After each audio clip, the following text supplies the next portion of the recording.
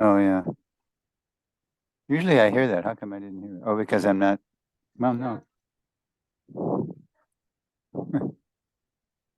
Okay.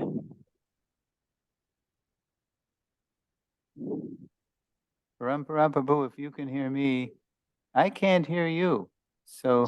Hello. All goes to Prabhupada. Oh, I hear you now. I got the things on, but I got to put it around my neck. So all glories to Prabhupada. We'll see you later. Haribol. No, I'm here. Yeah. See you later. I'm here. I'm here today. Okay.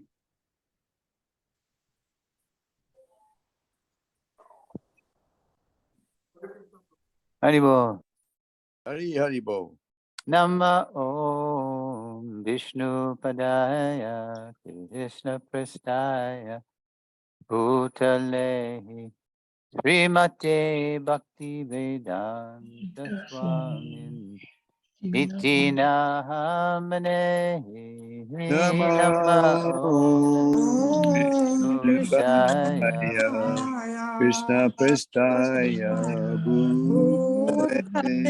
Srimate Bhakti Bhakti Vedanta Vedanta Swami Swami Iti Iti Namane Namine Namaste Saraswate Devi Gauravani Pracharine Nirvishesha Shunyavadi Paschatya Deshatarine Namaste Namaste Saraswati Deve Gauravani Pacharine Nirvishesha Shunyavadi Paschatya Harine Sri Krishna Chaitanya Gauranga Prabhu Nityananda Nityananda Sri Advaita Gadadhar Sri Vasadi Gaur Bhakta Vrinda Jaya Shri Krishna Chaitanya Prabhu Nityananda Shri Advaita Gadadhar Srivasadi Gaur Bhakta Jaya Sri Krishna Chaitanya Prabhu Nityananda Sri Advaita Gadadhar Sri Vasadi Gaur Bhakta Vrinda Jaya Shri Krishna Chaitanya Chaitanya Prabhu Prabhu Nityananda Nityananda Shri Advaita Gadadhar Gadadhar Srivasadi Gaur Bhakta Vrinda Hare Krishna Hare Krishna Krishna Krishna Hare Hare Hare Rama Hare Rama Rama Rama Hare Hare Hare Hare Krishna Hare Krishna Krishna Krishna Hare Hare Hare Hare Rama Hare Rama Rama Rama Rama Hare Hare Hare Krishna Hare Krishna Krishna Krishna Hare Huh? Hare Hare Rama Hare Rama Rama Hare Hare Hare Krishna, Hare Krishna, Krishna Krishna, Hare Hare, Rama Hare Rama, Hare Rama Rama,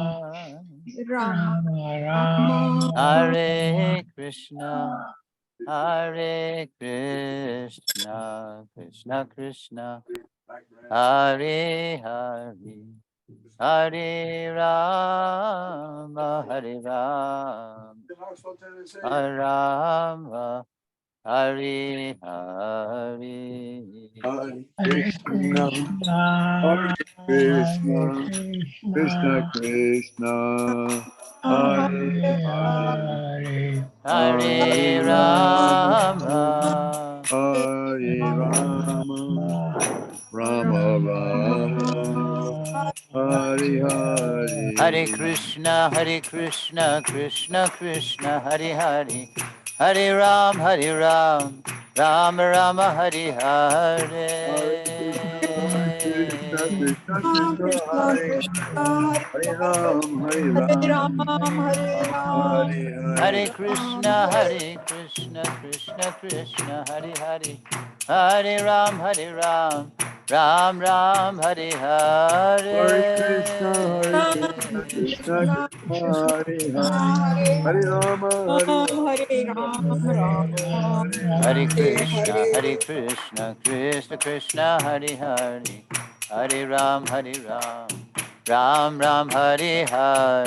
Hare Krishna, Krishna Krishna, Hare Hare, Rama Rama, Rama Rama, Hare Hare Hare. Krishna, Krishna Krishna, Hare Hare, Hare Ram, Ram Hare Hare Krishna, Hare. Krishna Krishna, Hare Hare, Hare Rama, Rama Rama, Hare Hare Hare. Krishna, Krishna Krishna, Hare Hare, Hare Ram, Ram Hare Hare Krishna, Hare. Krishna Krishna, Hare Hare, Hare Rama, Rama Rama, Hare Hare Hare. Krishna, Krishna Krishna, Hare Hare, Hare Rama, Rama Rama, Hare Hare, Hare Hare Krishna, Krishna, Hare Hare Krishna, Krishna. Krishna Krishna, Hare Hare, Hare Rama, Hare Rama, Rama Rama, Hare Hare. Hare Krishna, Krishna Krishna, Hare Hare, Hare Rama, Rama Rama, Hare Hare, Hare. Hare Krishna, Hare Krishna, Krishna Krishna, Hare Hare, Hare Hare Rama, Rama, Hare Rama, Rama Rama, Hare Hare. Hare Krishna, Krishna Krishna, Hare Hare, Hare Rama, Rama Rama, Hare Hare, Hare. Hare Krishna, Hare Krishna, Krishna Krishna, Hare Hare, Hare Hare Rama, Rama, Hare Rama, Rama Rama, Hare Hare.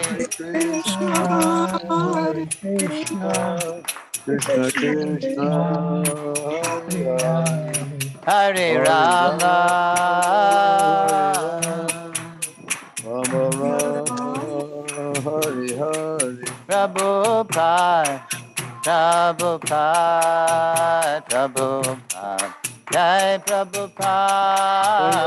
Prabhupada, Prabhupada, Prabhupada, Jaya Jai Prabhupada, Jai Prabhupada, Prabhupada, Jai Jaya Jaya Prabhupada. Prabhupada, Prabhupada, Prabhupada, Jaya Prabhupada,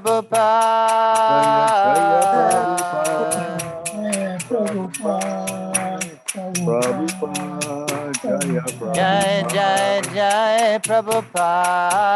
Prabhupada, Prabhupada,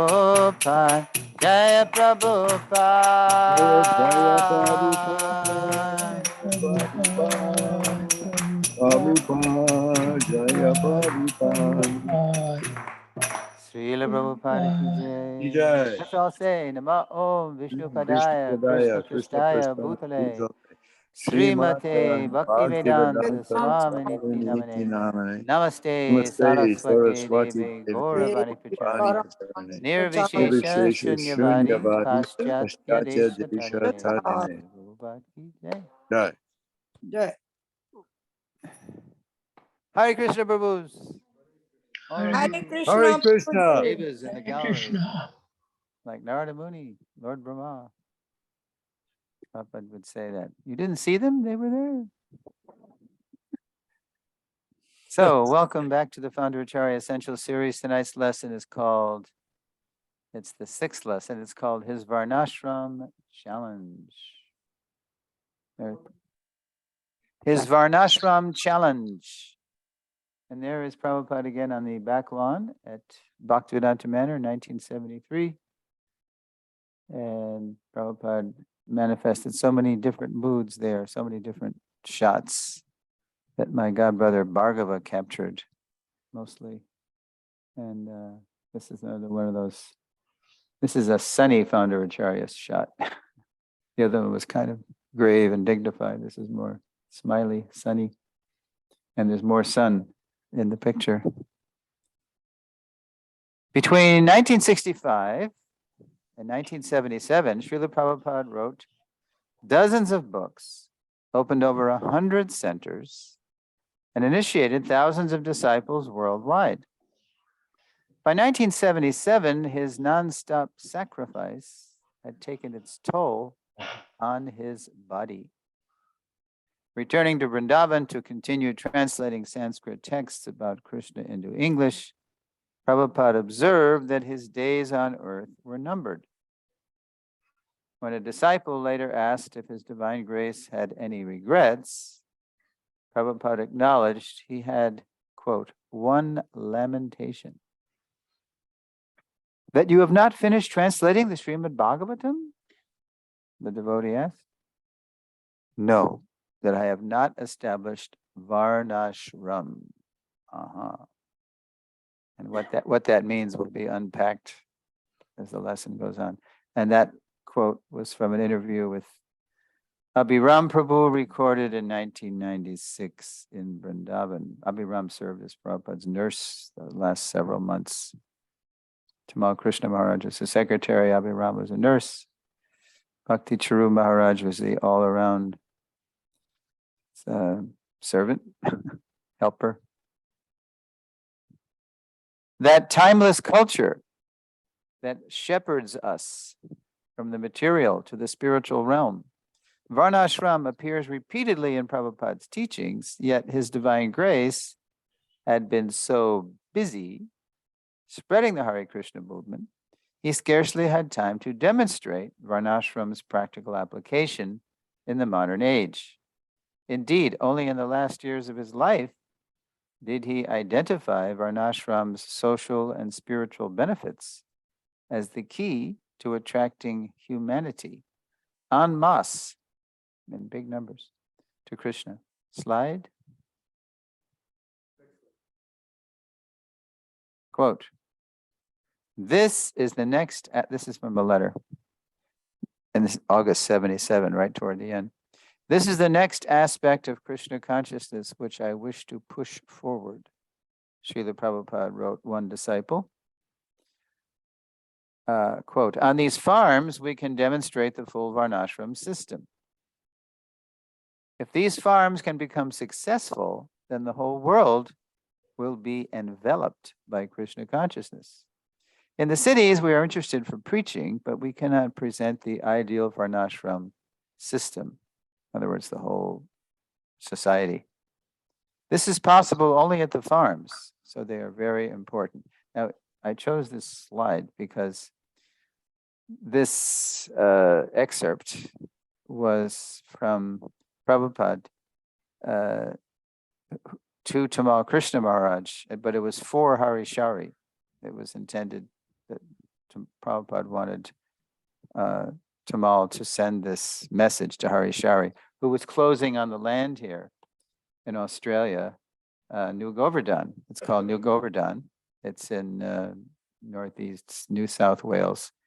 I've been there twice. It's probably the most together rural community in ISKCON. It's amazing. They have cows and they work bulls and they have school, K through 12 school, and they have yoga classes for yogis, and those people become devotees too, and it's all financed mainly through their spectacular prasadam businesses that they have. And about an hour away, there's a place called Surfers Paradise, which is on the east coast of Australia, New South Wales.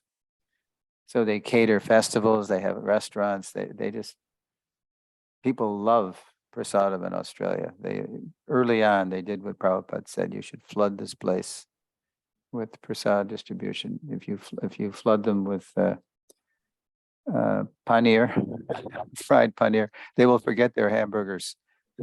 And they do that. And the people know, everybody knows they call us the Harrys, Harry, that's how they say Hare Krishna in Australia. Harry Krishna.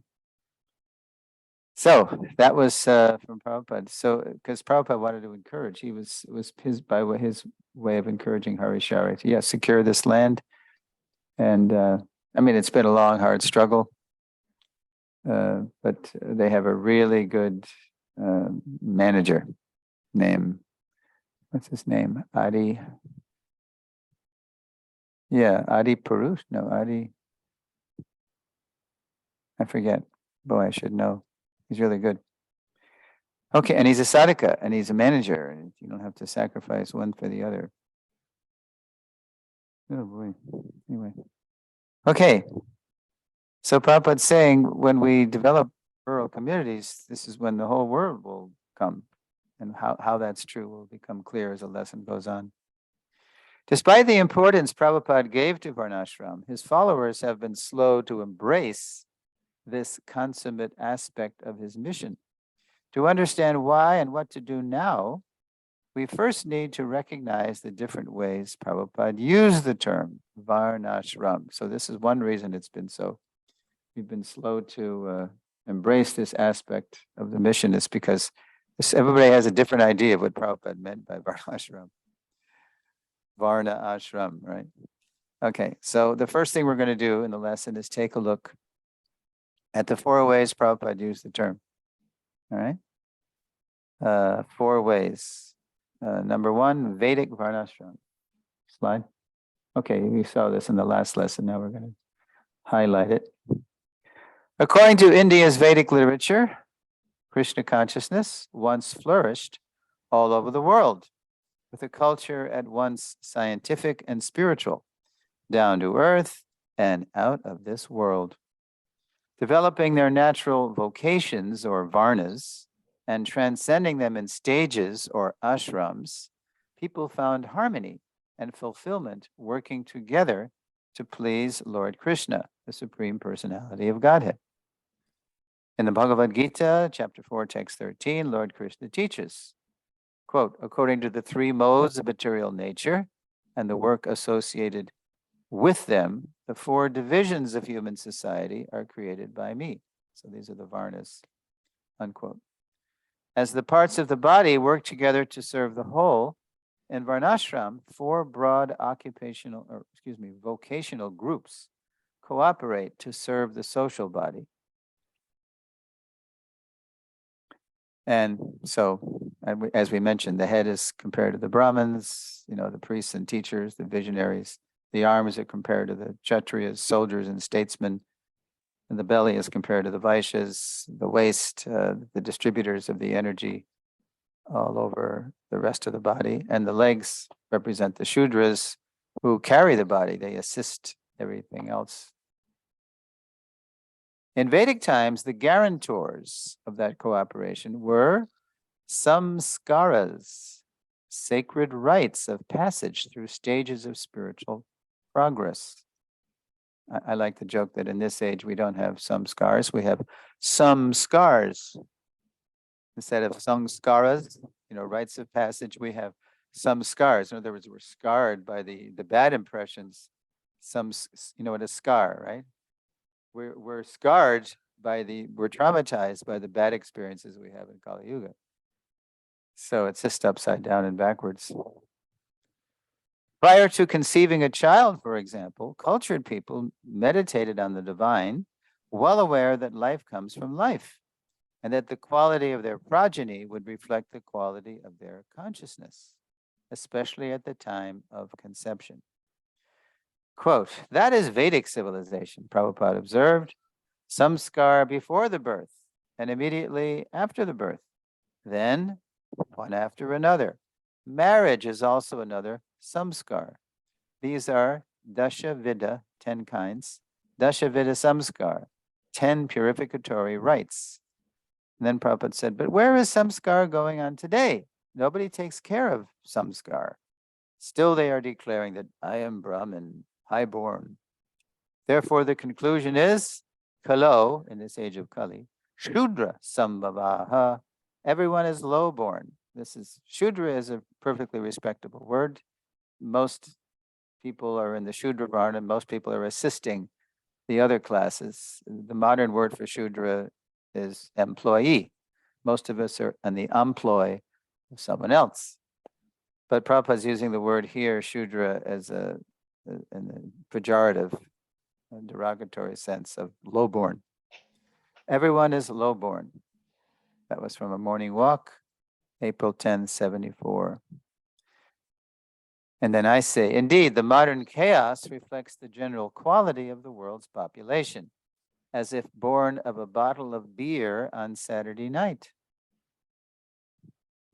Right?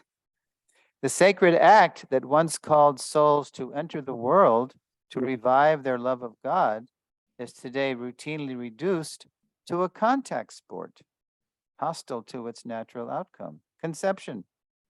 Indeed, those who make it into a womb today often don't make it out into a womb today, often don't make it out alive. Abortion. Even Hari Shari told Srila Prabhupada, Srila Prabhupada, my mother wanted to abort me. But my mother's mother, my grandmother, she convinced her not to abort. So therefore I'm here. And Prabhupada said, Acha? I'm like, really? Whoa.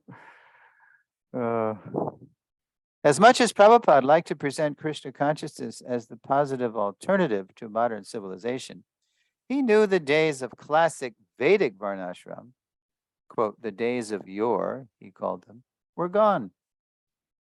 That's not what the Varnas look like today, right? We're gone. One means occupational duty, and literally it means color. It means how the modes of material nature color our consciousness. If it's colored predominantly by goodness, that's indicative of Brahman Varna.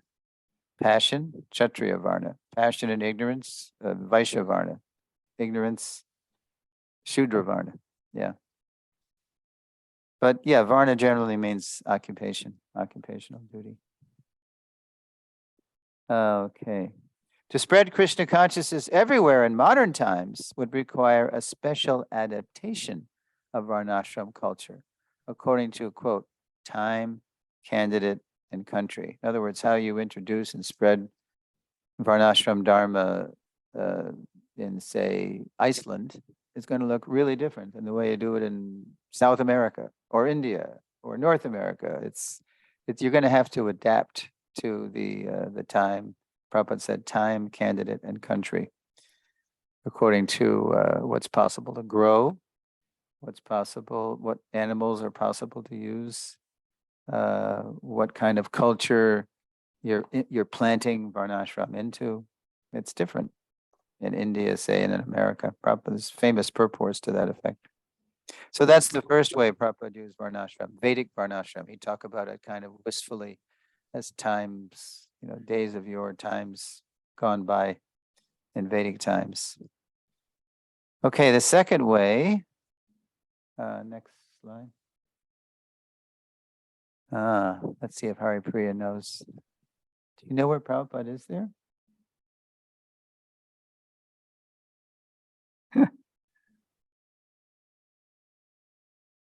Yeah, yeah, yeah. St. Peter's. Well, it's Saint. What is the name of the church? I forget the name of the church, but it's a famous church. And when I went to Moscow myself in 2014, I insisted the devotees take me to, well, this is called Red Square, the whole area. It's like the central, like in DC, you have the mall, the capital.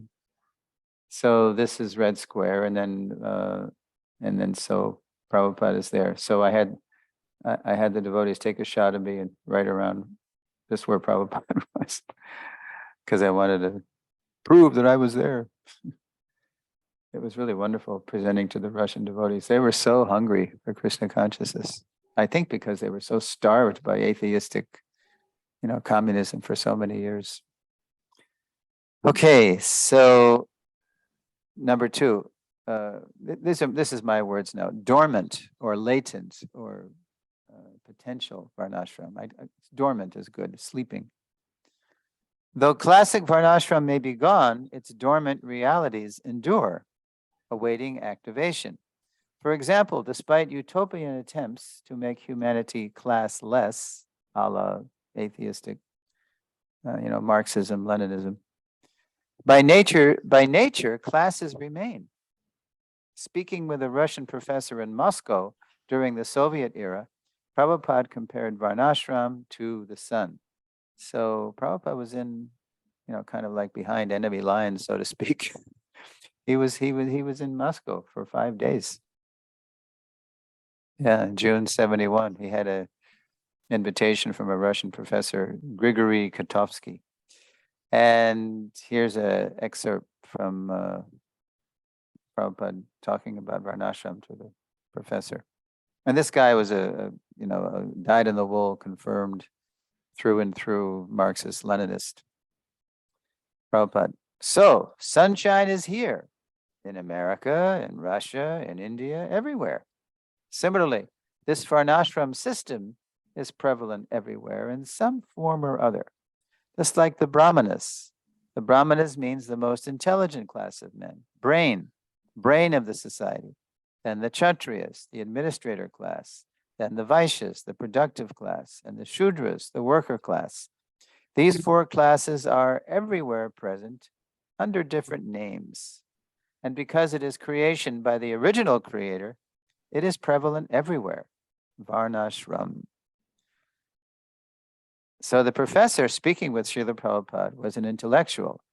Others in his school were administrators, still others workers, and so on.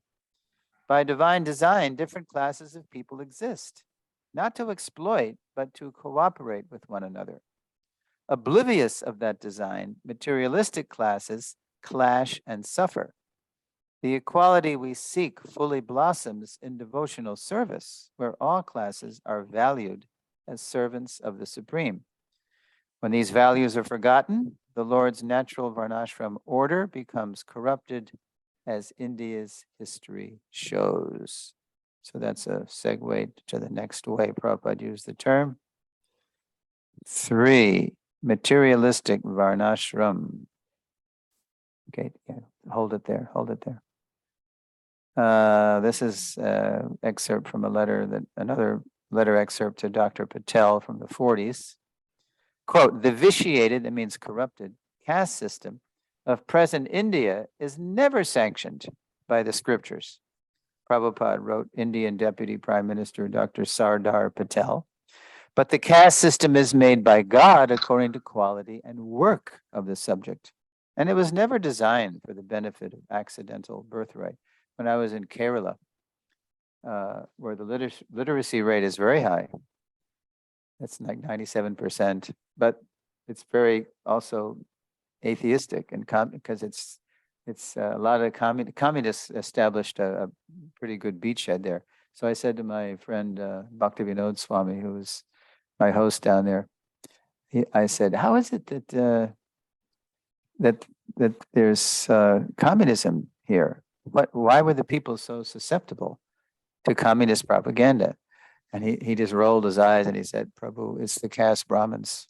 They were so abusive. They were so arrogant. They were so dismissive of the needs of the masses. They were just claiming privilege and power by birthright, and just leaving everybody else, neglecting everybody else. That people, the masses, became very susceptible to the leafleting, that the communists were doing. Workers of the world unite, throw off your chains, religion is the opiate of the masses, and all this stuff. So he said, this is a good example of what happens when people just claim some position according to birth, although they might be debauchees number one. Yeah. Okay. So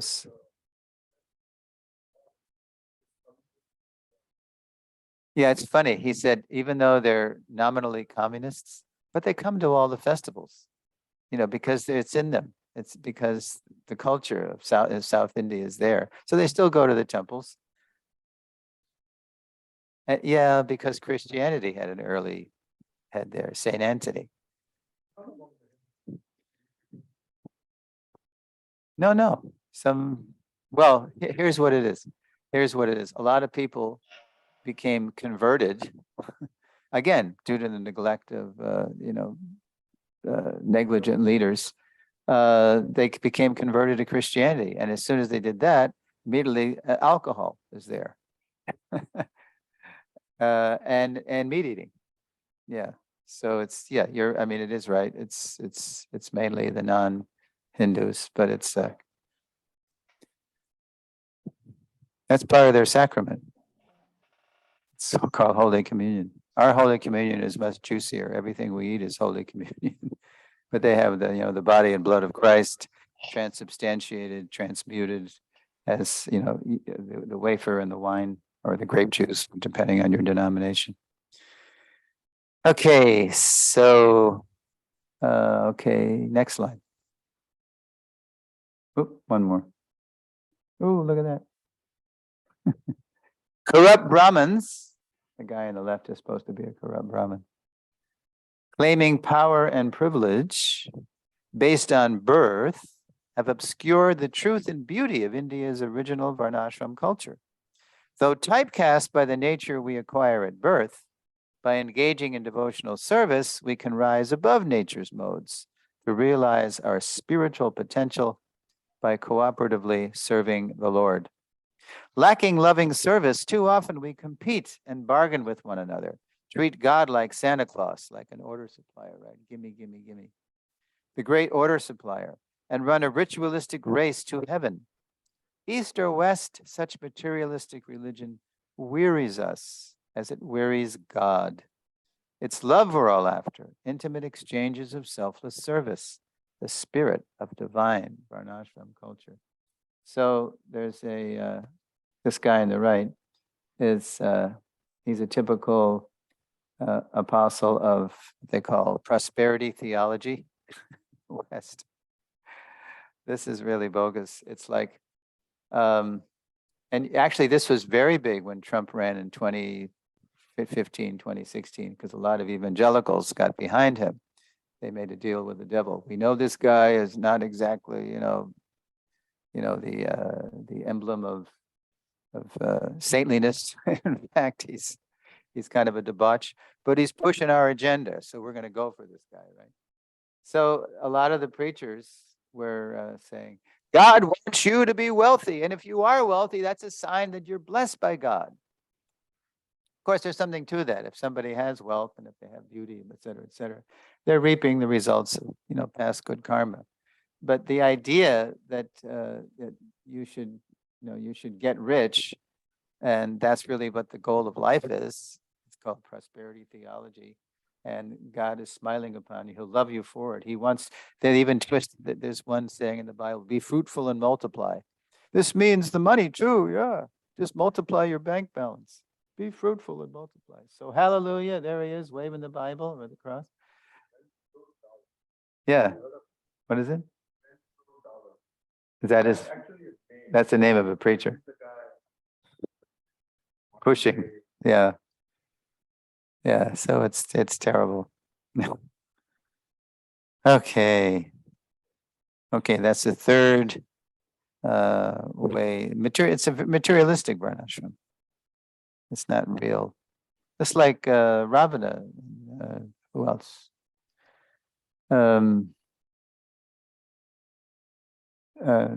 what's the demon? Jarasandha. Yeah. These people, they knew Varnashram. Duryodhana, he was very, he actually was a pretty good manager, when they were in charge. He was pretty, but there was no God in there. So there was like a whole bunch of zeros. It was like all well-run, well-oiled, well-greased material machine. But then where's it going? Where do you, where do you go?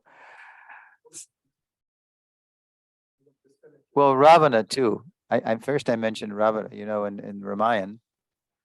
Yeah, Ravana. He knew Veda, but he was all using it for his own purposes.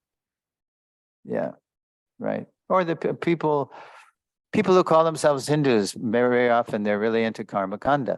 They're really into performing rituals and sacrifices to go to heaven. It's all about them. It's all about their place in the material world. Go to Swarga, go to the heavenly planets. So they're chanting mantras and but that's the purpose. It's not about surrendering to God or giving up your material identity. It's about materialistic varnashram. So there's Vedic so far. We have latent, that's there. It's not activated, and then materialistic. And the last one is the kind that Prabhupada was interested in. Vedic, latent, materialistic, and number 4 is, I call it Varnashram for modern times. Another word is Daiva. I'll explain that. 4, Varnashram for modern times. Let's see, okay. Slide. There we go. Oop. Yeah, there we go. Beautiful. I've lived at both of these places. I'll explain. Yeah, there you go. You can move that. There's Radhadesh, and there's on the lower right is Gita Nagari. Okay. Varnashram that elevates us from material to spiritual consciousness is called Daiva or divine. Prabhupada's Daiva Varnashram for modern times includes 4 essential features. Number 1, pure devotional service to Lord Krishna. That's what we learn. That's what we're shooting for. That's what we're being trained, is to practice pure devotional service. No business with God, just out of love, serve the Supreme Personality of Godhead as the goal of life. Number 2, another feature of Daiva Varnashram is local land and cow economics as the model for sustainable living. 3, Varnashram colleges for vocational and spiritual retraining. And 4, the introduction of Daiva Varnashram principles according to, quote, time, candidate, and country.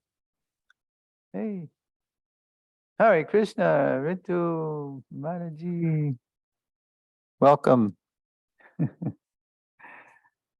All right. Okay.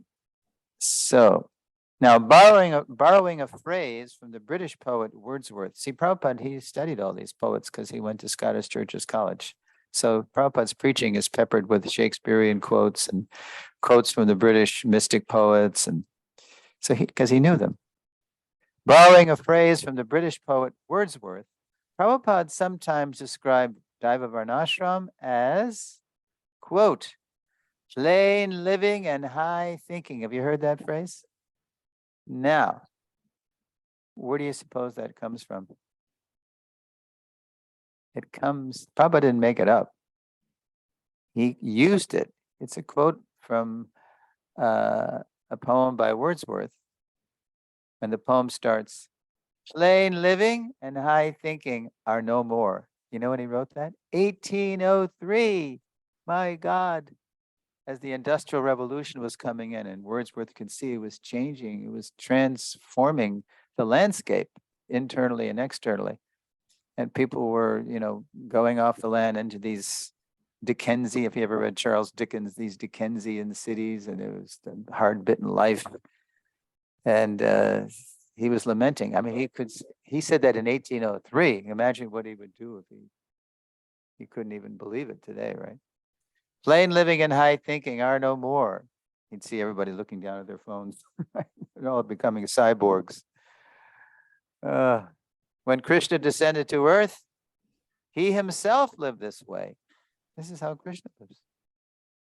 In the rural village of Vrindavan as a boy, and later in, this is my phrase, clean and green Dwarka city as a youthful prince. There were cities too in Vedic culture, but they weren't the kind of cities we have today, especially, what Prabhupada called dungeons of demons. I was born in one, Lower East Side, New York City, where you can't even see the sky, because you're surrounded by these skyscrapers.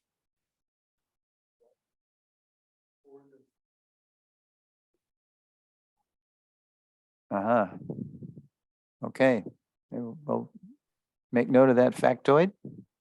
If we could show the world a better way to live, Prabhupada reasoned, everyone would eventually take the Daiva Varnashram journey home. So he's saying, let's do it, because people want an alternative to what they're being presented as, life. Prabhupada's vision was the fruit of a lifetime of preaching. But since most modern Hare Krishna people don't live the way Krishna lives, here we are in a nice modern house with technology and da-da-da.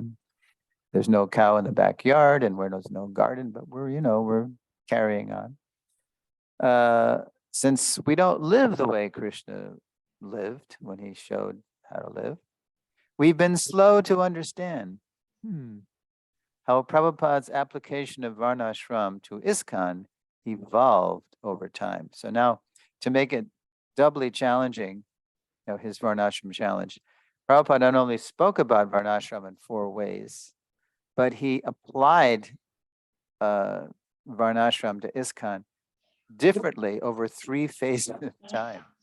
Most people don't know this. Therefore, they're just stuck on, they hear the word Varnashram, they think of one thing Prabhupada said about it in one time, in one place. But it was an evolution.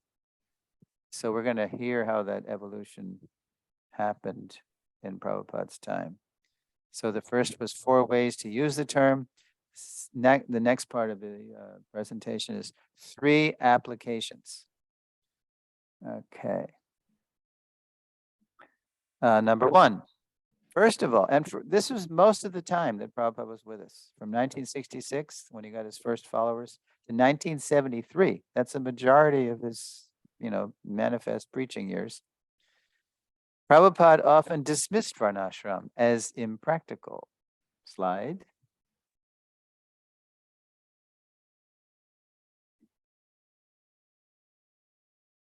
There we go. Hari Priya, can you read that?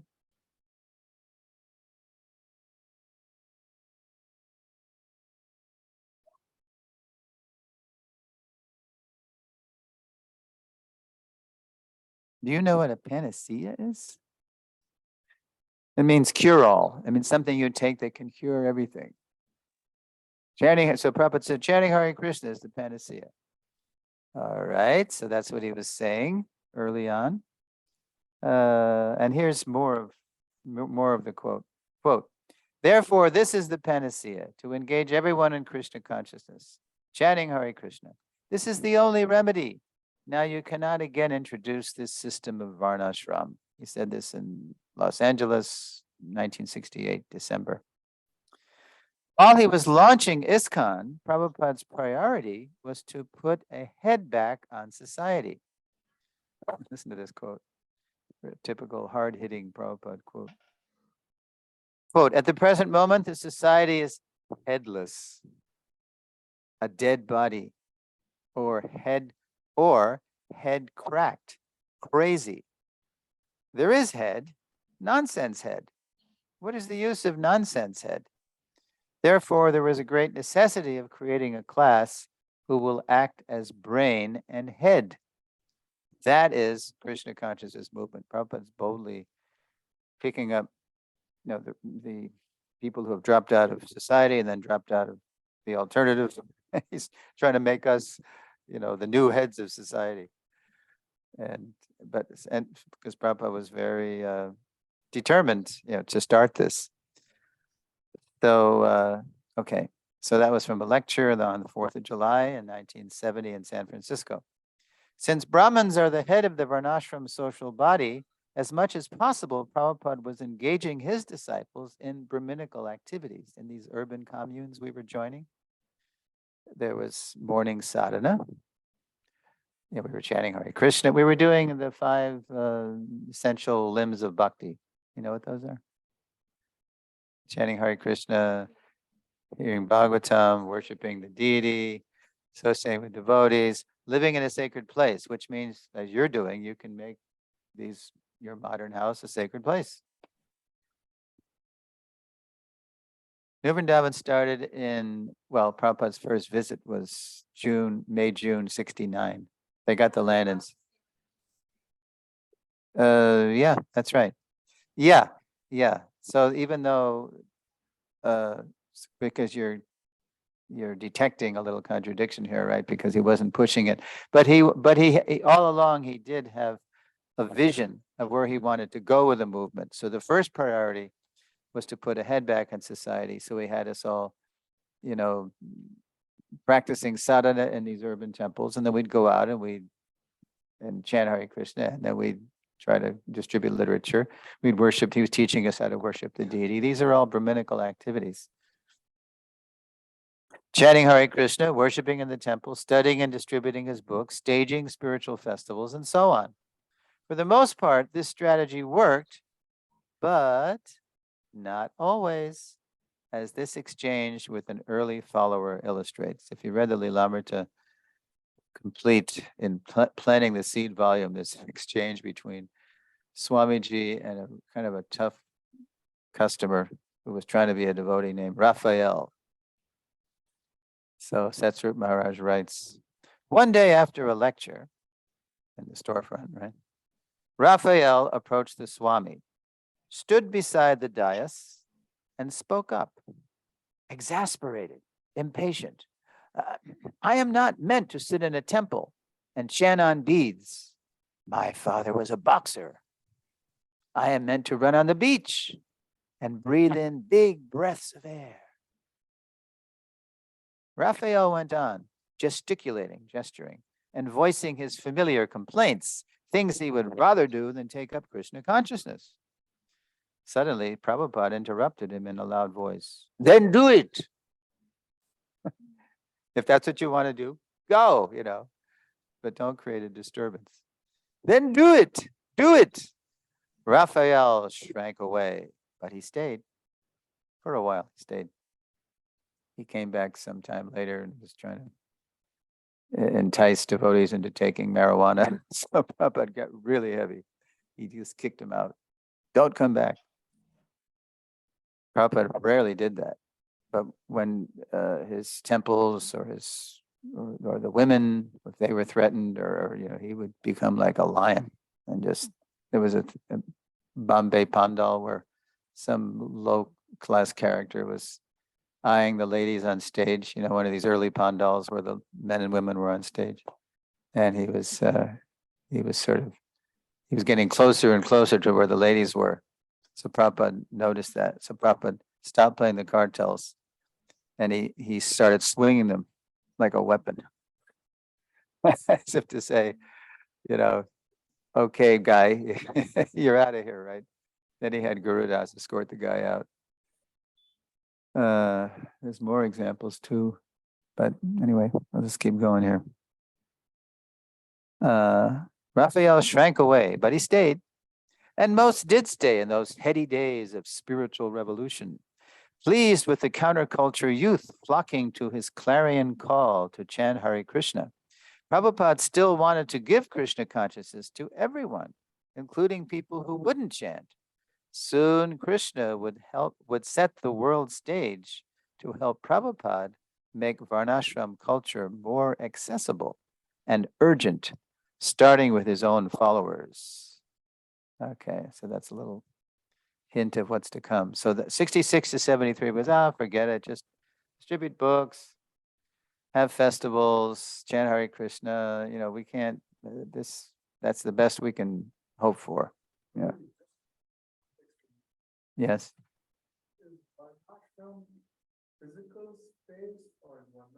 We're well, we're clarifying it. Listen, as you go on. It's yeah. It's literally it's Varna and ashram. It's and we're going to get into this more in the next lesson. It's finding your calling in life, and then engaging in that calling through different stages of life. We'll get there. Okay, the second way, the second time period that pinpoints another application that Prabhupada used for Varnashram is in this one. Prabhupada said, "The world needs Varnashram." He goes from you devotees, forget it. You know, just this is a crazy situation. It's like a house of fire. You know, just save as many people as we can. Forget trying to introduce Varnashram culture wholesale. It's just too chaotic. It's too crazy. Now, something happened, which some of you may remember. I'm sure Raj does. In 1973, owing to artificial manipulation of the oil supply in the Middle East, OPEC, right? The modern world experienced a, quote, energy crisis. High fuel prices, long fuel lines, and violence dramatize the folly of a civilization that runs on harmful fossil fuels. Slide. Okay. Amidst the angst, Srila Prabhupada saw an opportunity. Walking and talking, here he is in Vrindavan, morning walks. Anybody, well, you don't know. You know, well, on the far left, you know Hridayananda Maharaj? There he is, a young Hridayananda. All the sticks, all the rookie sannyasi. This is Hansaduta, this is Bhagavan, right there, the white. Yeah. That's a Nitai, Sanskrit. Anyway, amidst the angst, Srila Prabhupada saw an opportunity. Walking and talking with leading disciples the following spring. So now this is spring 74. Prabhupada noted that if we could show the public a better way to live, they would be more inclined to listen to Krishna. Quote, this is a quote from the walk. Because if the people are in chaos, how they'll be able to accept the great philosophy? It requires a cool brain. So Prabhupada is indicating that we need to better organize ourselves and show a better way to live so that it'll be attractive to people. People will see we have a better way to live. And it won't just be theoretical, you know, books about something that happened 5,000 years ago and there's Sanskrit and what's that, you know. So here's a better way to live. Indeed, a brain nourished by fresh milk from protected cows, Prabhupada wrote, quote, can assimilate the subtle form of spiritual knowledge. He wrote that in Light of the Bhagavad. You ever seen that book, Light of the Bhagavad? It's a hardback. Yeah, it's Chinese, actually. Yeah.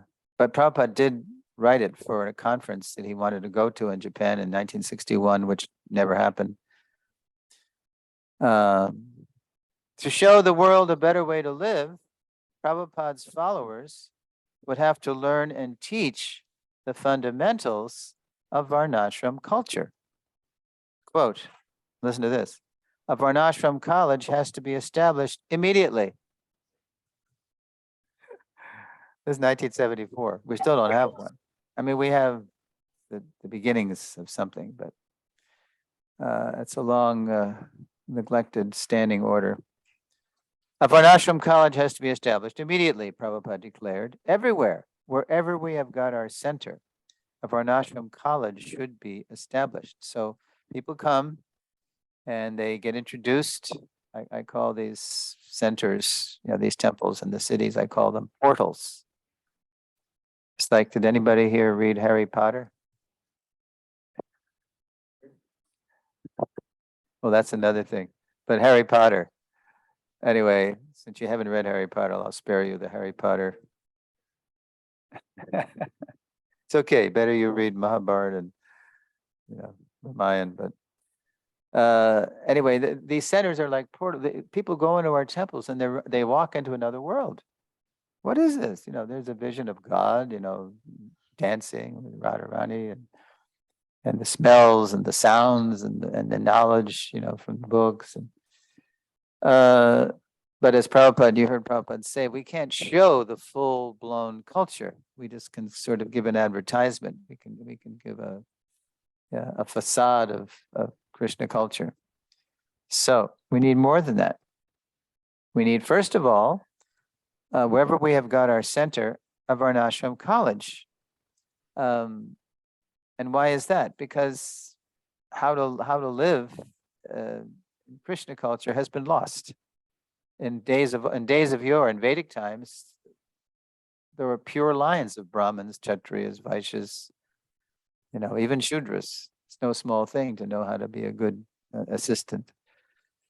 So, but that's all lost. People now just claiming qualification by birth and then behaving often in abominable ways. So the devotees were astonished when they heard. See, look at the devotees looking back at Prabhupada. You see, they're all either looking down or look at Hridayananda. Huh? They're like, what? You've been saying forget Varnashram. So now he's saying, we got to do this. So what's going on here? The devotees were astonished. Why was Prabhupada reversing his attitude toward Varnashram? But as they continued to walk with him, they began to understand this new direction as an extension of his compassion. And here's another quote.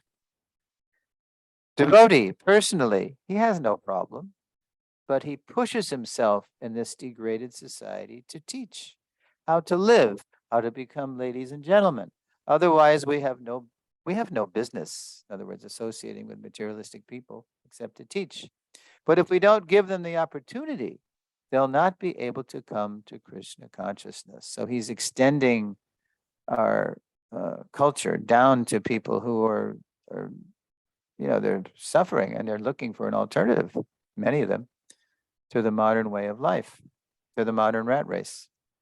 Since devotees are already with Krishna, Prabhupada continued, they don't need Varnashram. So at this point, he's saying, it's not that we need it, but we need to adopt it so we can show something to them. Since devotees are with Krishna, Prabhupada continued, they don't need Varnashram, but humanity needs Varnashram to learn how to live and come to Krishna. There has to be some kind of bridge between the materialistic culture and the spiritual culture. Now, it wasn't long before Prabhupada would further extend his compassion by telling the devotees how much they too needed Varnashram. So it was, forget it, let's do it for their sake. You need to do it for your sake. That's the evolution. They too needed Varnashram, humanity's, quote, stepping stone for spiritual understanding. Okay, slide. No. Oop. Yeah. Okay, this is 1977. 66 to 73, forget it. 74 to 76, let's do it for their sake. And a lot of rural communities were started in that 74 to 76 window.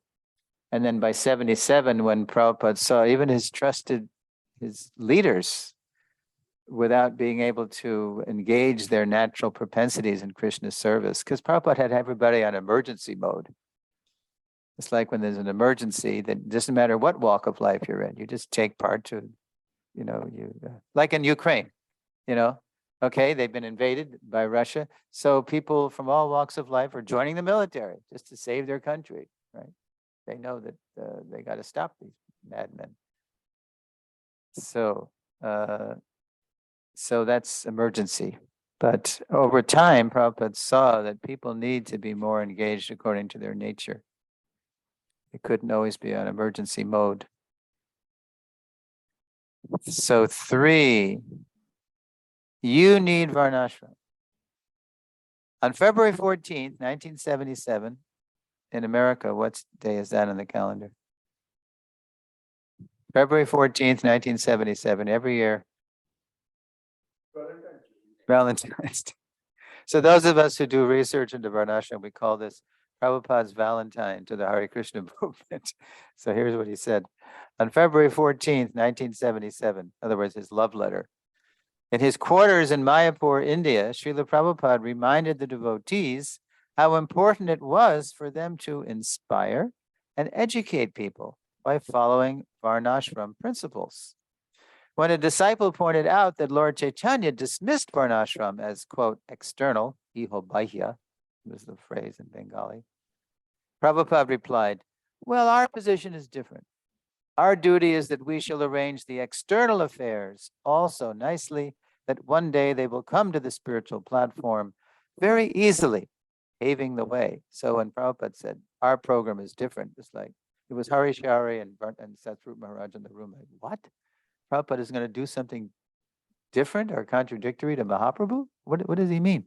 So again, he's extending himself. He says, our duty is that we shall arrange the external affairs even, also nicely, that one day they will come to the spiritual platform very easily, paving the way. So let's give them access to Krishna consciousness. When another disciple wondered why devotees who were already on the spiritual platform, beyond the designations of Varna and Ashram, should follow Varnashram principles, Prabhupada challenged his assumption. Quote, Varnashram should be established to become Vaishnav. It is not so easy to become Vaishnav. If Vaishnav, to become Vaishnav, if it's so easy, why are so many falling down? It is not easy to become Vaishnav. What's the word? Praya. We're Praya Vaishnavas. We're aspiring Vaishnavas. A real devotee never assumes that he's, quote, there, right? The longer Prabhupada preached in the West, the more he saw how even his own followers would need the Varnashram bridge to come to Krishna. As his life on earth was drawing to a close, Prabhupada knew that building the bridge, a bridge the whole world could cross, would be a great challenge. And so now we come to the last part, which is the title of the lesson, his Varnashram challenge. In lesson 5, we saw how Srila Prabhupada expanded the Hare Krishna movement in phases. Who remembers the phases? Holy books, temples, and deities, congregation, and now Varnashram. We're getting into Varnashram, actually building a whole society based on Vedic principles. Now, in the Bhagavad Gita, chapter 12, it's called Devotional Service, you might remember, texts 8 through 10, Lord Krishna offers progressively accessible advice. So in text 8, he says, just fix your mind on me. He advises the advanced listener. So first Krishna says, just fix your mind on me. And that's advice that pure devotees can follow, because their love for Krishna is mature. They can't forget Krishna. Just fix your mind on me. He advises the advanced listener. For the less advanced, the Lord then recommends the disciplines of bhakti yoga. If you cannot always fix your mind upon me without deviation, then follow the regulative principles of bhakti yoga. That's what we are, hopefully. We're sadhakas. We're practicing devotees. We're practicing to become devotees. Sadhakas, practitioners. We're practicing. Sadhaka. Sadhaka. Sadhaka. We're practicers.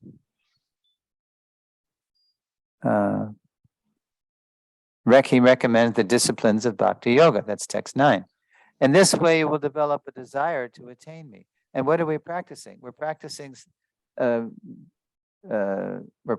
practice. We're doing practices that invoke our natural love of Krishna.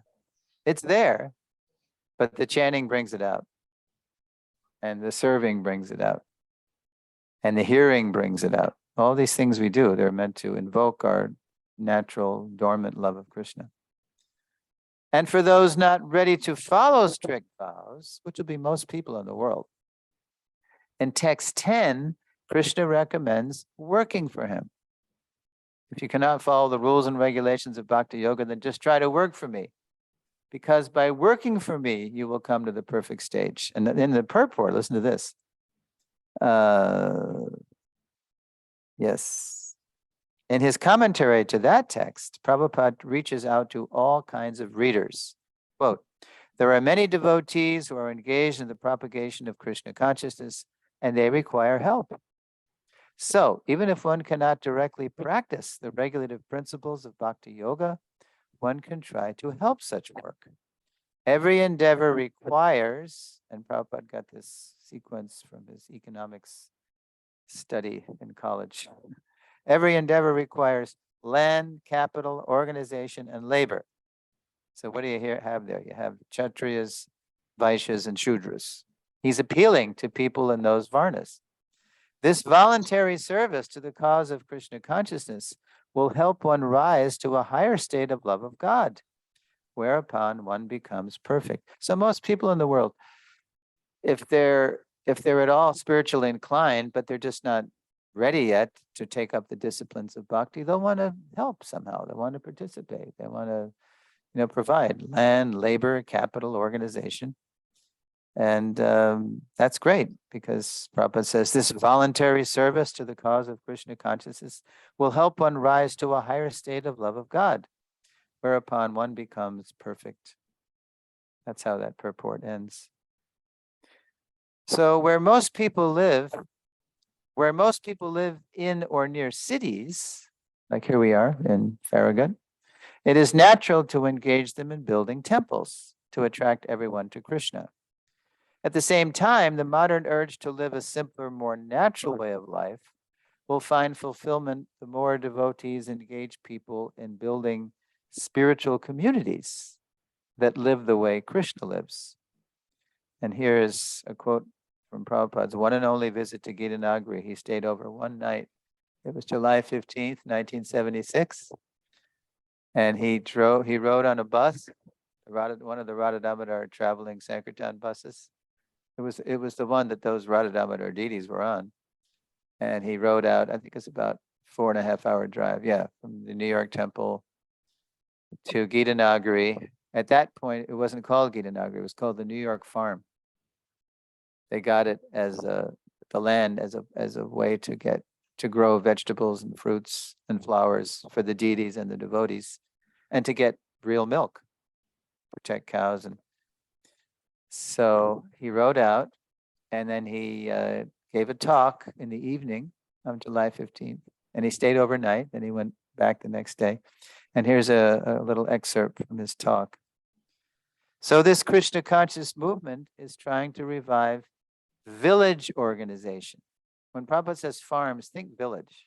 It's certainly agricultural based, but it's meant to be a place where all the different cottage industries, especially, can be displayed. People are, they can participate in so many different ways. Krishna in his natural life is a village boy in Vrindavan. Vrindavan is a village. And then Prabhupada turns. He says, but it doesn't mean that we shall avoid city life or town life. No, every place is Krishna's place. Everywhere there should be Krishna consciousness. Now, it's at Kali Yuga, so even in, like a place like Mayapur, it's hard to get people to, milk cows and work bulls. They actually have to hire local people to do that. So one day, here's dramatic, I'll give you an example. One day, this was dramatically driven home to us. I was teaching outside. It was a nice day, so we took the class outside, and we just had little tables and chairs under a tree. And Jayadwaita Swami was the guest teacher that day. So he was, I invited him to teach the section of the Bhagavatam we were studying. And then as the class went on, the head of the Goshala, his name was Gaur Hari Prabhu, he's a Bengali man. And he was doing loops with a tractor, cutting down the hay, the grass, that was being made into fodder for the cows.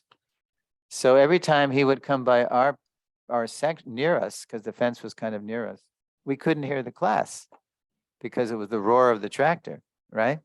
So finally, after the second or third loop, Jayadurga Swami, he said, "Time out, chant around. I'm going to go speak to this gentleman."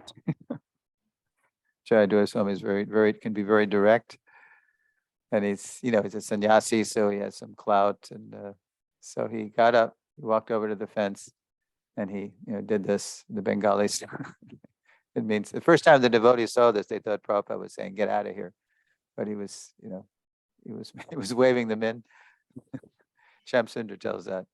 Yeah, we saw Prabhupada in San Francisco. We were walking away. We had just seen him, and then we were walking down the street, and then Prabhupada appeared in the balcony and did this, and we thought he was saying, "Get out of here," And they looked and they thought, and they started running away. "Oh, Prabhupada, you don't want to see us? No, come, come." So anyway, so Jayadurga Swami motioned to Gaur to, come over here, to switch off the tractor, and he wanted to have a few words with him. So what Jayadurga Swami told us later, he was saying to Gaur he said, "You got so many brahmacharis in this Mayapur project, and you have, in other words, you have so many men. You could train them to work the bulls, and you wouldn't have to make this racket, which compacts the earth and fouls the air.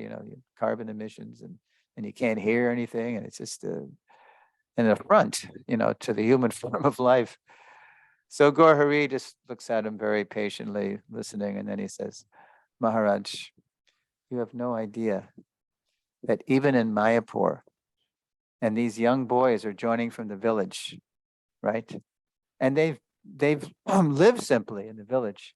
Now they join us, and they think they're trying to get away from that.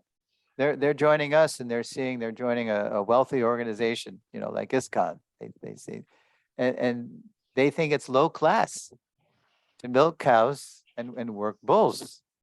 They don't want to do that. They want to strut around in their, with their beads and with their chutters, and just think that they're now presto instant Paka Brahmins or something. So I can't get them to do this. I can't even train them, because very few people are, even, what to speak of Westerners. So it's a big challenge, even in a place like India, to, in other words, we have a problem. Krishna lives like this, and we think it's low class. Wow. God's a cowherd, and we think he's doing low class stuff. So we have some recovery to do here. All right. So Prabhupada's saying, yes, you're doing a good job here in Gita Nagari.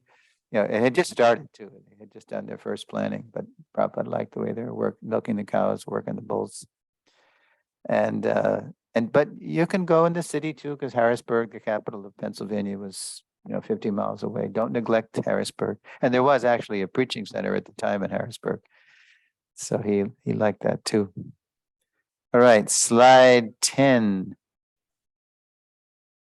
So this is dear to my heart. On the left is the former head of, back in the 70s. That's Paramananda Prabhu with the brown Swiss cows. And he was a real good, he was a good cowherd man. He hurt his back eventually, and he couldn't do that anymore, but he was training men how to do it. I don't know who this lady is. I believe it's in Europe somewhere, or it might be New Govardhan in Australia. But see, there's the cows and the produce of the land, and it's of the land and the cows. So Srila Prabhupada's Krishna-centered village contains the spiritual vision to solve the modern eco-puzzle. As quoted above, quote, this is from that letter again, if these farms become successful, then the whole world will be enveloped by Krishna consciousness. And since the Varnasrma College, okay, unquote, and then I say, and since the Varnasrma College would research and manifest the blueprints to that village, it, quote, has to be established immediately, everywhere, wherever we have got our center. But we're slow, we're conditioned to, so-called modern amenities, and we think it's primitive, to live like that. But actually, if you live simply Krishna's way, it's not primitive at all. It's actually it's very pleasing, and it's healthy, it's clean, and but it's boring unless you hear. It's boring unless you hear. In other words, in Vedic life, even today, still in the villages, in some places where it's Krishna conscious, people, they rise and they have sadhana. They have some kind of hearing program, right? Hearing. And then they do their day's work, and then they gather in the evening again for sadhana. So it's here, and Prabhupada gave us that ISKCON sandwich: hearing, work, hearing. He called it the ISKCON sandwich. Okay. Town or country, reviving divine Varnashram culture will illumine our natural place in Krishna's world. And by appreciating one another as his eternal servants, we will find the freedom, equality, and happiness we seek in this life and the next. So the transition to the next lesson.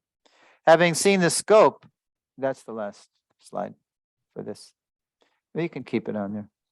Having seen the scope of Srila Prabhupada's Varnashram vision, in lesson 7, we'll look at how to find our individual mission in his mission. So how to find our natural place in the sun, Prabhupada's movement. Okay. Ini, finished, Bas. So I'll be happy to receive your questions and comments, starting with our studio audience.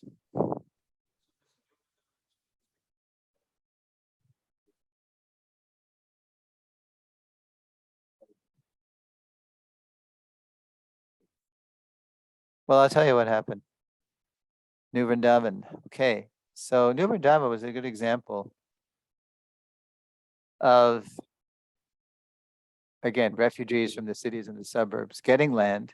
I mean, the original parcel in New Vrindavan was 90 acres from Mr. Rose in the hills of West Virginia. But nobody had any idea really how to live off the land, because here we are, it was the 20th century. Again, remember 97% was agrarian in the 18th century, and by the 20th, 2% of the people are growing the food. So devotees didn't know how to really live, so they were trying, but there was no knowledge. So that's why, later in the 70s, Prabhupada was talking about a Varnashram college, because we need to relearn. There has to be some remedial learning, about how to live simply. We don't even know what that means. Simple living without high thinking is boring. If you just live simple and you're just living on the land, but you don't have a higher vision, like Mother just showed us, she's churning butter. What's she doing? She's singing the pastimes of Krishna. She's in a high consciousness.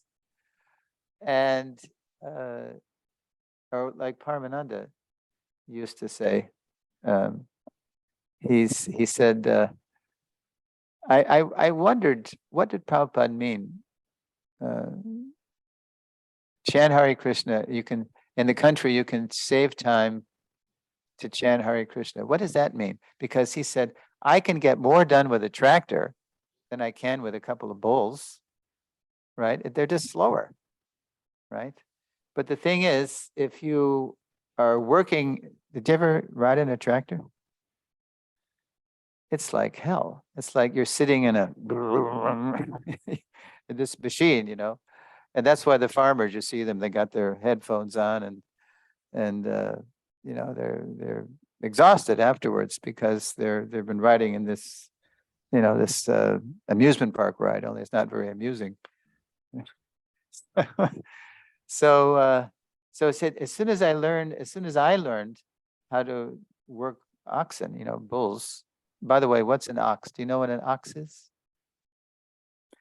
It's a bull that's been fixed, neutered, so that the energy they would have turned into procreation, with cows, they turn into pulling. They actually love to pull. That's their dharma. They just It's like horses like to run, oxen like to pull.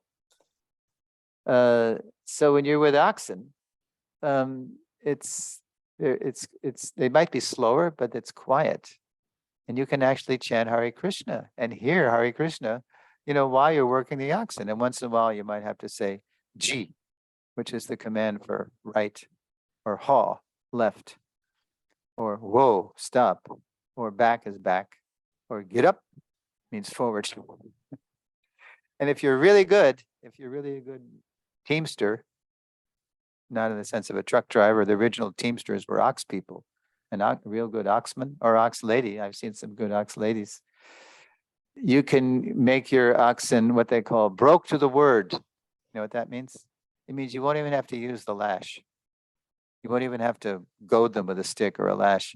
Just by the tone of your voice, they know what you want. And because they trust you, because, when you're training them, you reward their positive behavior with a treat, like gur, right?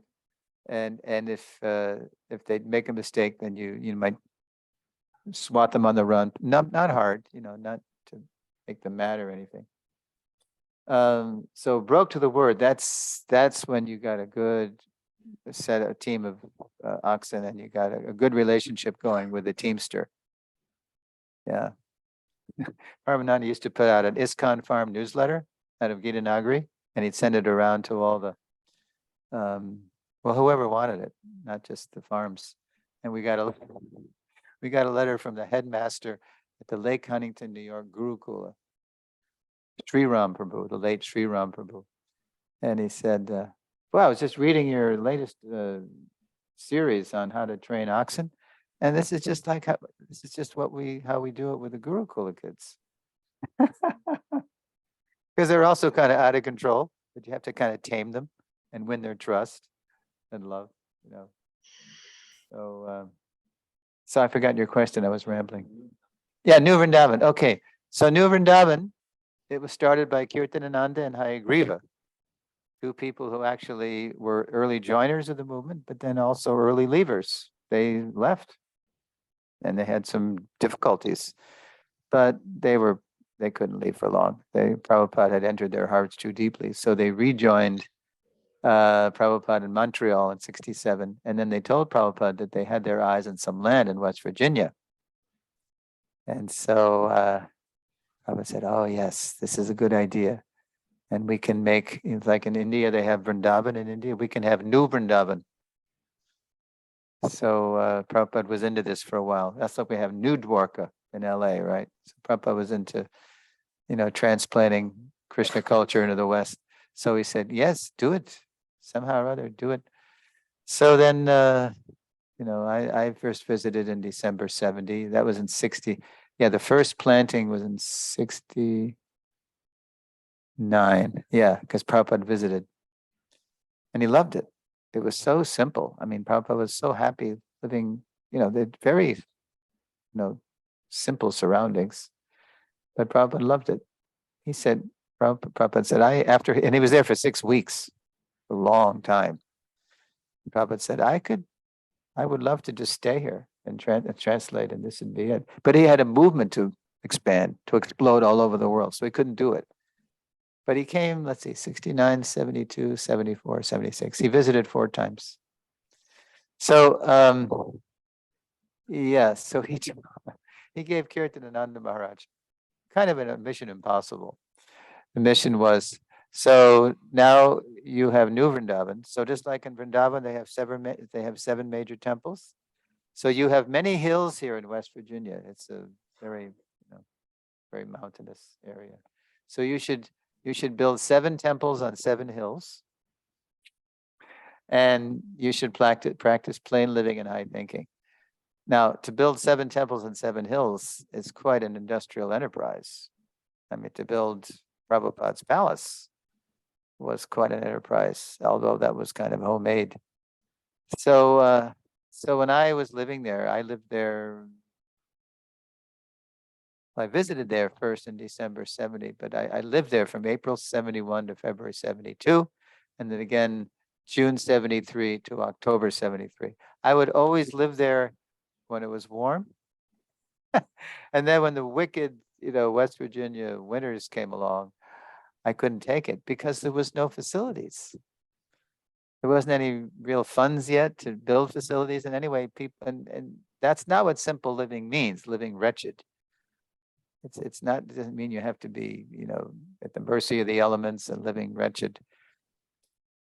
So what happened was, as they got this idea to build a palace for Prabhupada, at first the idea was just a cottage.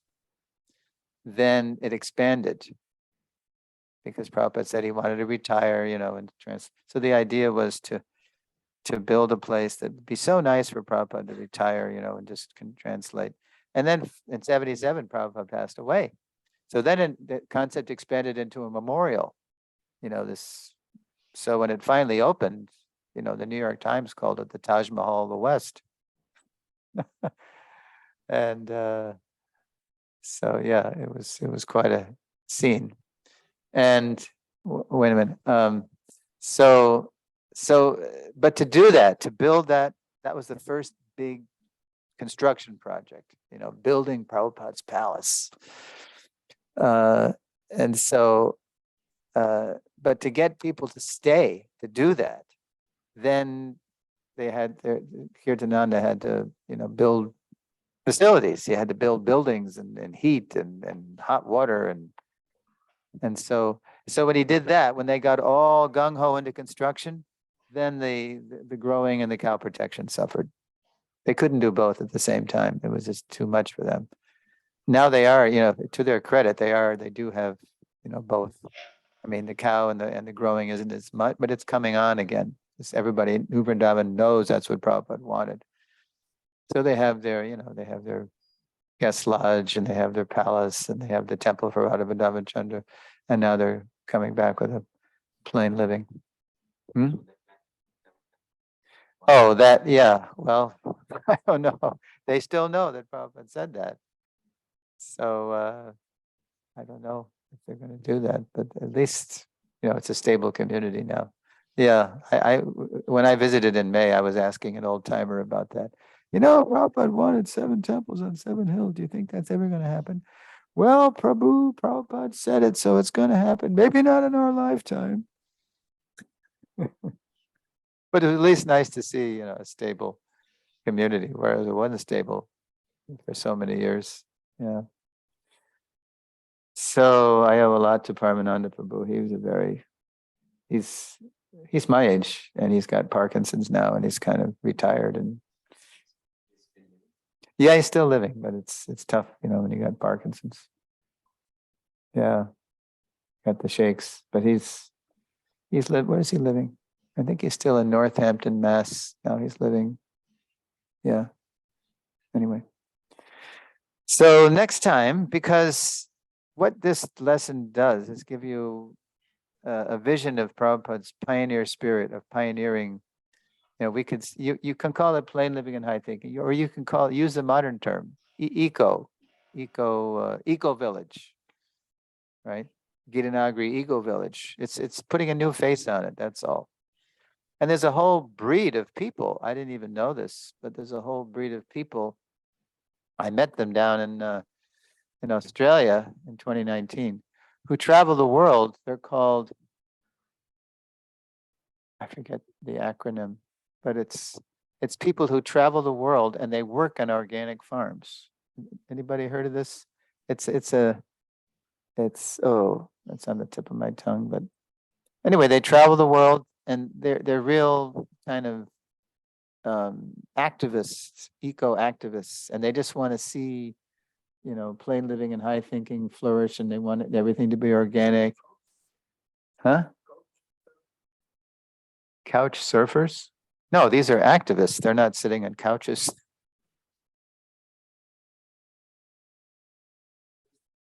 Yeah. Yeah, I met them in France at the French farm. I've met them at Gitanagari, actually. I met them in Australia, but it's worldwide organic, something like that. Worldwide organic something. And they're really good people. They really want to see the world turn in a more spiritual and sattvic direction. So they're kind of allies. But people are looking for alternative. They want to see something. And if they see us doing something if they see us living in a way that's better than the way they're living, then they'll start reading the books. They'll take the book seriously. Okay, let me see what you people are really about here. You look like you're living better than we are, We're running the rat race, and we don't want to run the rat race. We want to practice plain living and high thinking too.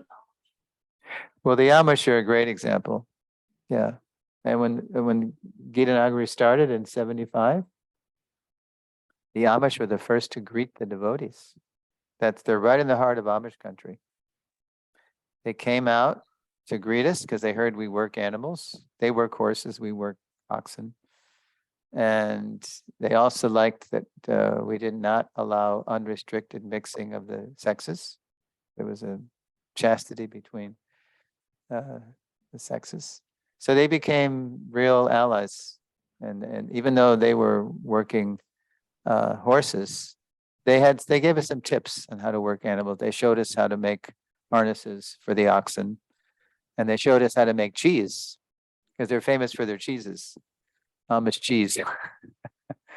There's a place called Van Wert, 16 miles from the farm, and it's the center of the village there is Van Wert is the Van Wert cheese shop, and all the Amish people bring their homemade cheese and they sell it. They're great woodworkers. And they don't need Social Security because if your house burns down, you'll have a new house in 2 weeks. All these guys, they'll just build you a house. They're very community oriented. They got the plain living down. The high thinking, they're very simple people and they don't believe in educating their children past, like 8th grade. Yeah, just reading and writing and little counting and they keep most of their kids.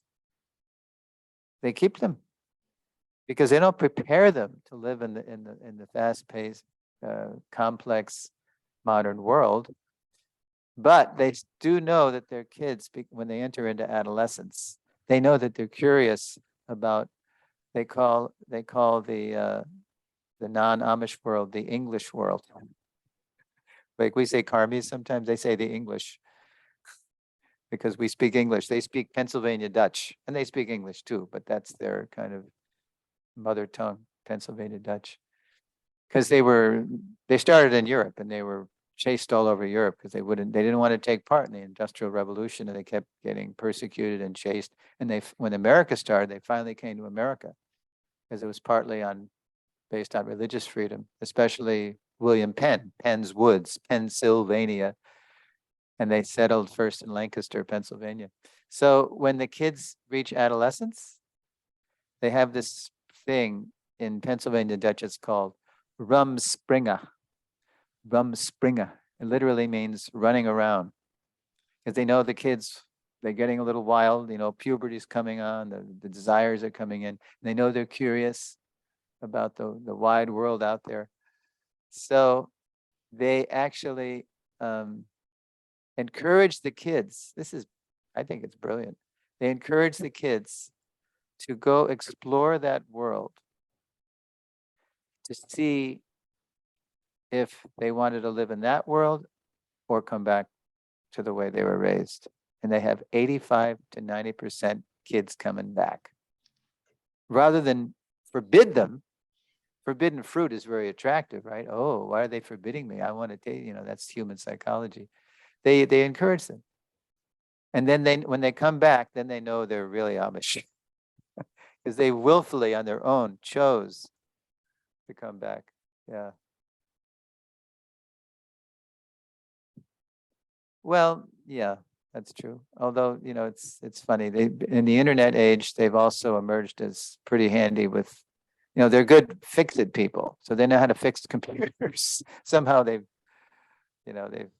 figured that out too. They're very mechanical. They're very good woodworkers. They have practical minds. Yeah. So, but basically they do train people to be Vaishyas and Shudras, farmers and workers.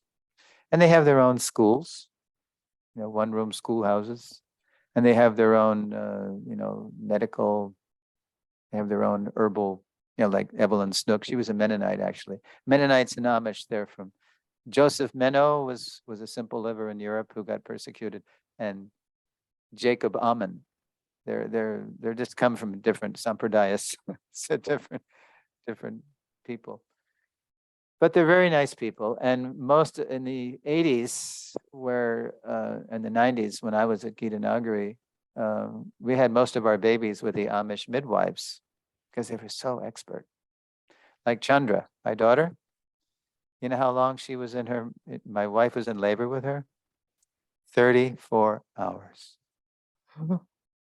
So at a hospital, they would have just given my wife drugs and then cut her open with a C-section, right? But the Amish ladies, they know how to work, with massage and expert, counseling, and so she was, and then from the time my daughter crowned, you can see the hair coming. It took another 2 hours to push Chandra out. 2 hours. And then when Chandra came out, she was like this. She was swimming. She was like doing the crawl, the Australian crawl. And the midwives were at my wife's feet to catch her, when she was like that. And then she turned her around, and then Radhika, Radhika was her name at first. Chandra, we added Chandra a little later because everything was so round, like the moon. Let's give her a middle name, Chandra. And now she just goes by Chandra. But when they turned her around to face us, Radhika was looking at us like, who are you? She wasn't like a little baby. It was like she was some kind of sage, checking us out like, where am I? Who are you? And then Beth Petersheim, one of the Amish ladies, she said, would you like to cut the cord? Oh. And they were still attached, the umbilical cord. So I said, okay. So she had this surgical scissors, and I found out later that's actually when Vedic astrologers mark the time of birth. It's 2 minutes. It's a few minutes usually after the child emerges, because then the child's on her own. And as soon as I cut the cord, then Chandra became a girl, or she became a baby, and she just went to Katyayani's breast and started nursing. But it was, oh boy, what an experience that was. 34 hours labor, and then Chandra coming out swimming, and then looking at us like, who are you? It's like, reminds me of, Bhaktivinoda in the womb. Prabhupada writes too, how when if the child's fortunate in the womb, he remembers his past and his promise to Krishna to serve and not come back to this material world. And then Bhaktivinoda singing that, oh my Lord, I'm so fallen, I didn't make it. And now I promise you, this time I will serve you. I will not come back to this material world. So it appeared to us like Chandra was in that extraordinary consciousness. She wasn't like a blob. She was really she was sort of checking us out. Who are you? Where am I? Then she became a baby. And the rest is history. And now in 2 days, she'll be 32 years old. Oh my God. How did that happen? Time. Okay, so next time we're going to look at, because, most people, when they hear this lesson, I was telling Prabhu, that they go, oh, I'm not like that. I can't live on a farm. And I what is this? I got my job in the city. So the next lesson is kind of the flip side of this lesson, or it's the counterpoint to this lesson, how everybody has a part to play in Prabhupada's movement, and fear not, everybody is welcome. We need people from all walks of life. And if we're already here, we're not about to, be like that. But Prabhupada said, it's not that you necessarily have to be the farmers, but you can inspire people who are already doing that work. There are a lot of people who like to, work with cows and work with the land and live simply. So, but you got to reach those people. So that's the eco door that we need to walk through more and reach people. Yes. You mean the what? The devotees? What about them?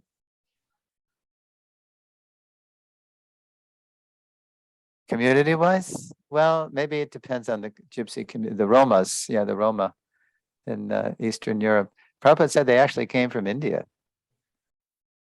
He said, yeah, but they don't have a very good reputation. But maybe that's just because they've been persecuted, because they've been othered. Their own community, I mean.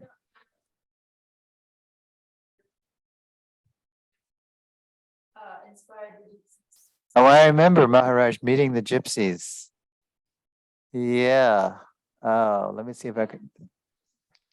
Does he? Okay. Yeah. Where did he meet them though? Was it in Russia? No, that was somebody else. Yeah, the Roma. Yeah, where did he meet them? It was very inspiring to hear him. And the way he won them over too. He was, how did that go? This is one of his early transcendental or what do you call it? Yeah, Diary of a Traveling Monk. Uh, he just, because Maharaj is such a beautiful person, he just he just got right into their mode and just related to them, person to person, and showed that he wasn't some monk on a cloud. He could relate to them. Yeah. Yeah, that was very touching. I think I cried after that one. Yeah, they loved him. Wow, he's got Roma disciples. Wow. Ah, yeah. Yeah, they're very often misunderstood and yeah, the steppes of Russia. Yeah, one of these stans, maybe the former Soviet Union. Yeah. No, they're not thieves and criminals. That's how it's like Trump, that's how he demonized the Mexicans. They're bad hombres. He's bad, they're going to come and pillage and rape and, murder people. That's why we got to put this wall up, right? Yeah, no, nonsense. Okay, so thank you for listening. Anybody online? And tomorrow it's really a cool lesson because it's all about finding our place in Prabhupada's mission. Oh, the 4 ways Prabhupada used Varnasrma? Oh, the Daiva. Yeah, let's go back to the Daiva. The features of the kind of Varnasrama Prabhupada's interested in, right? Is that what you mean? Yeah, let me go back and make sure I'm saying it right here.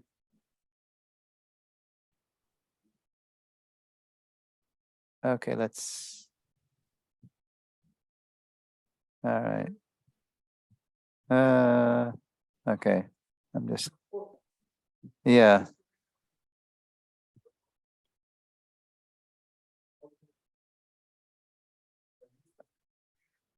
Wait a minute.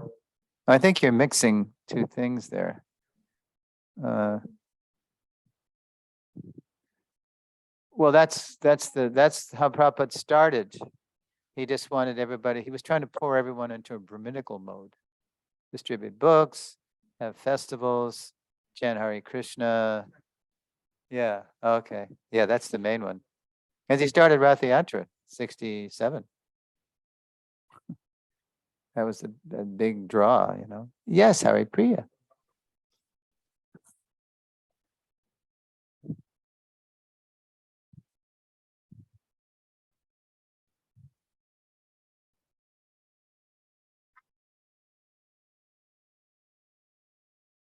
Okay. This is Prabhupada in a letter to Tamal Krishna Maharaj. Yeah, right. To Tamal Krishna Maharaj. And he's telling Tamal Krishna to tell this to Harishari Prabhu. And we know this because Tamal put this in his diary. But the letter itself, I think, yeah, no, Hari Shari didn't get the letter. Tamal just wrote him a letter and said, this is what Prabhupada said to me. Because Tamal is with Prabhupada in Vrindavan. Prabhupada's, on his disappearance bed. And he's excited that devotees are getting land. And he's, again, it's 77, so he's really pushing Varnasrama. And you need this. You guys need this.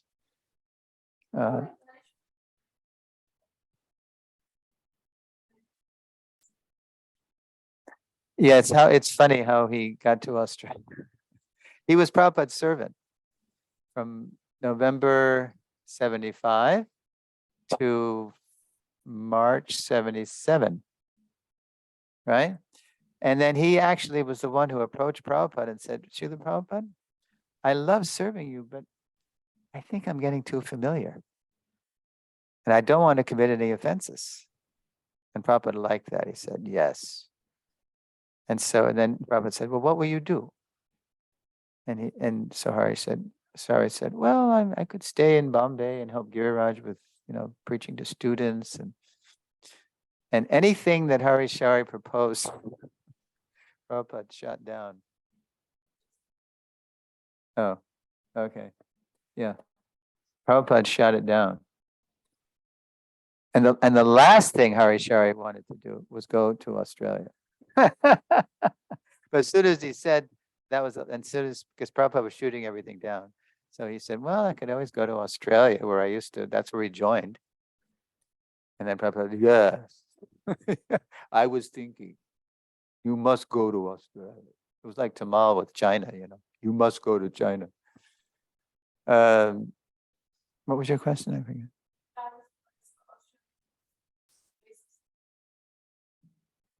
So he went to Australia and then he became the GBC of Australia because he had so much experience now as being Prabhupada's servant, and Prabhupada liked him, he trusted him. I think he made him the GBC of Australia. Yeah.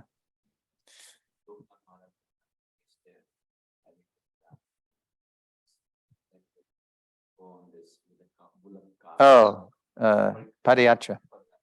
Yeah. Oh, he did in Australia too. Yeah, he did it all over the world. Yeah.